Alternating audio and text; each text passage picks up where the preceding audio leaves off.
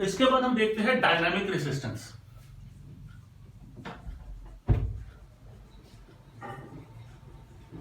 क्योंकि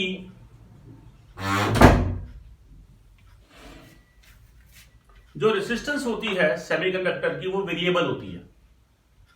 हम देखते हैं we graph is not a straight line, तो इसलिए जो रेसिस्टेंस है that is small change in voltage divided by small change in current, इसको बोलते हैं डायनामिक रेसिस्टेंस। इसलिए हम इसके डायनामिक मतलब ये चेंज होती है, फ्लक्चुएटिंग वोल्ट रेसिस्टेंस है। तो इसको नोट करो। इसके बाद हम देखते हैं रेक्टिफायर।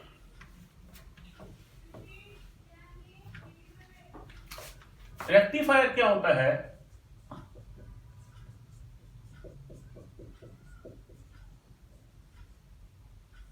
ये एक डिवाइस है जो ऑल्टरनेटिंग करंट को डायरेक्ट करंट में कन्वर्ट करता है।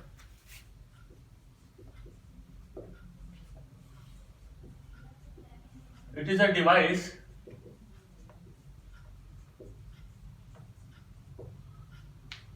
which converts alternating current to direct current।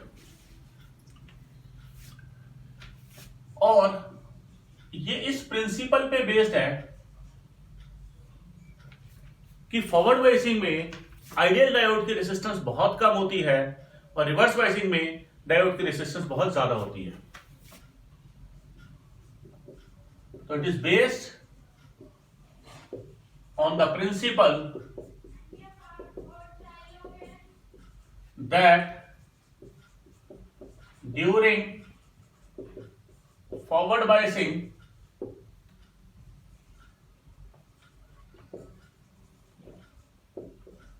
resistance of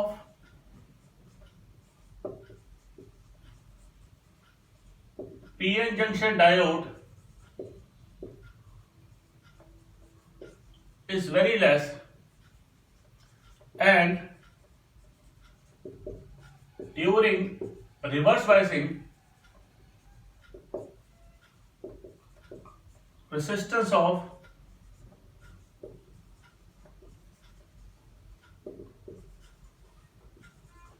is very high। Rectifier दो तरीके के होते हैं, half wave rectifier and full wave rectifier. तो पहले हम देखते हैं हाफ वेव रेक्टिफायर।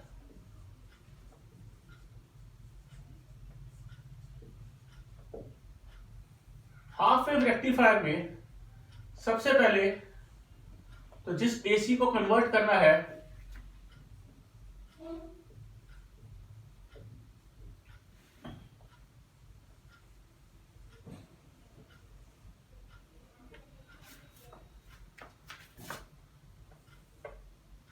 उसको एक ट्रांसफार्मर के थ्रू हम स्टेप अप या स्टेप डाउन कर सकते हैं।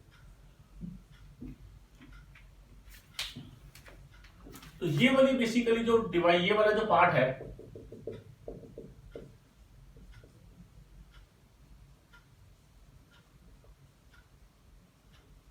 ये ट्रांसफार्मर है।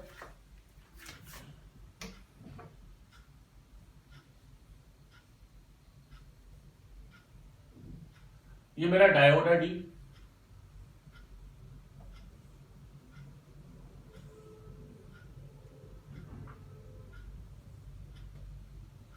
और ये मेरी लोड रेजिस्टर है आरएल।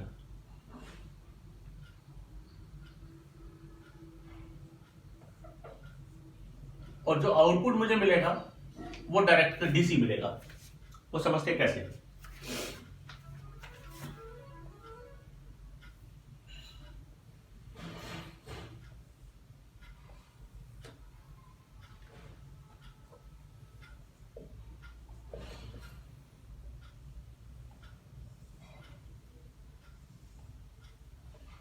ये इनपुट एसी का ग्राफ है।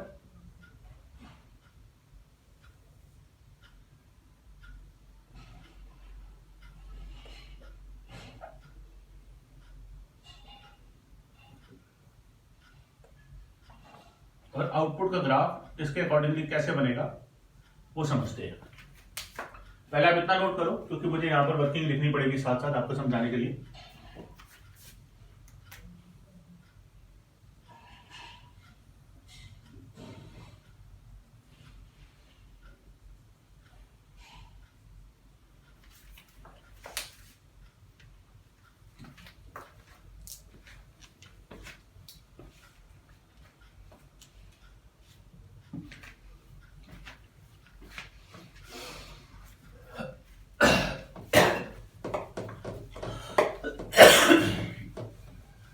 देखो क्या होता है, पहली हाफ साइकिल में लेट अस से ये प्राइमरी कॉइल है P1, ये है P2, ये सेकेंडरी है S1 और ये है S2।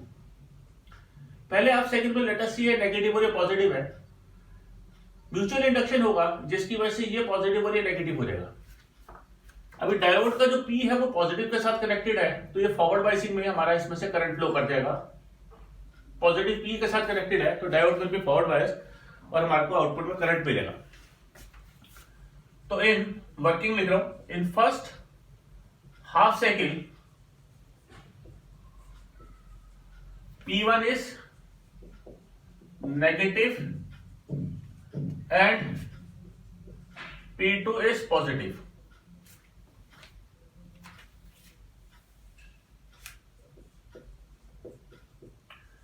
Due to mutual induction,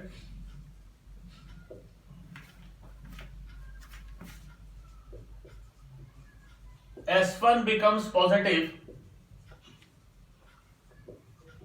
and S2 becomes negative.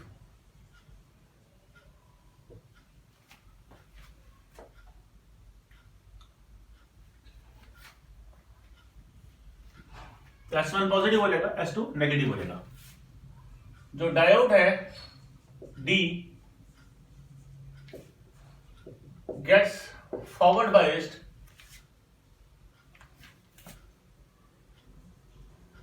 and we get current across load resistor RL। तो हमारे को आउटपुट में अकॉर्डिंगली करंट मिल जाएगा। सेकेंड हाफ साइकिल में क्या होता है, एसी अपनी पोलैरिटी रिवर्स करता है, ये पॉजिटिव हो जाएगा नेगेटिव हो जाएगा, म्यूचुअल इंडक्शन की वजह से ये नेगेटिव हो जाएगा पॉजिटिव हो जाएगा। तो in second half cycle P1 is positive and P2 is negative।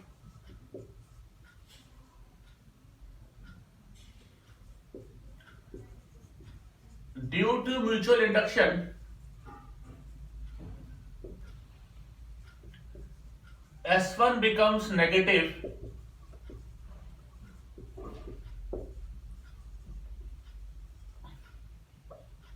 and S2 becomes positive. Diode D gets reverse biased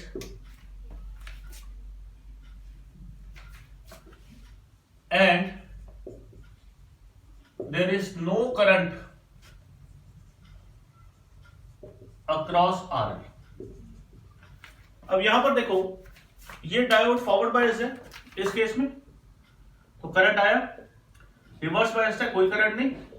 ऐसे ही अगले साइकिल में फिर से फॉरवर्ड बायसिंग की वजह से करंट आएगा, फिर जीरो रिवर्स बायसिंग की वजह से, फिर फॉरवर्ड बायसिंग में करंट और फिर जीरो। तो क्या होगा कि इसमें जो करंट आप देख रहे हो या वोल्टेज देख रहे हो वो सिर्फ पॉजिटिव साइड पे नेगेटिव पे नहीं है। तो इस तरीके का जो करंट है जो कि सिर्फ सिंगल साइडेड है, इसको हम डायरेक्ट करंट बोलते हैं। Now this process will repeat again and again and full cycle of AC